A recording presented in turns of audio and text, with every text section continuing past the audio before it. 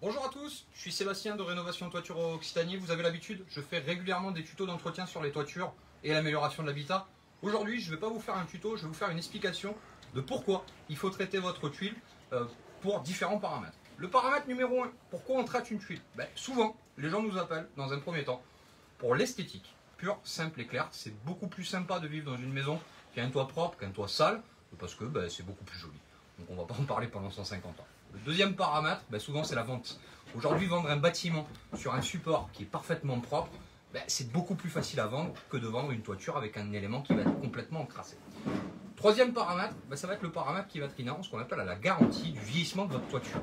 Aujourd'hui, une toiture, pour pouvoir bien vieillir, il ne faut pas trop qu'elle soit saturée parce que vous l'avez compris, une tuile qui va être sale va avoir tout bêtement en fait des éléments de stockage type ceci, qu'on va retrouver là. Et on peut s'apercevoir qu'une tuile qui est bien saturée entre guillemets de micro-végétaux va avoir tendance à stocker de l'humidité. Et forcément, si ça stocke de l'humidité, c'est pas normal. Une tuile saturée ne respire pas. Donc c'est le paramètre numéro 1.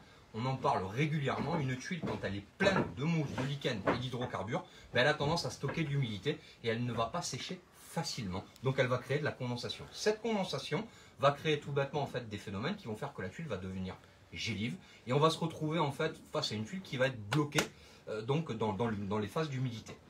Deuxième paramètre, gros paramètre entre guillemets suivant, le numéro 4, ça va être effectivement l'écoulement des eaux.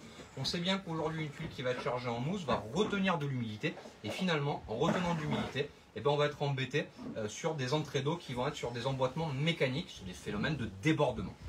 Dernier point, c'est qu'est-ce qu'on applique sur une toiture. Sur une toiture, on n'applique pas n'importe quoi, je le dis toujours. Pas de javel, pas de soude, pas de karcher, d'accord. On utilise deux types de produits, donc deux, c'est mieux. Premier, c'est ce qu'on appelle des produits dits désincrustants, algicides, fongicides, bactéricides. On n'utilise jamais de produits étanches, c'est interdit sur les toitures. La tuile, c'est un élément vivant, ça a besoin de respirer.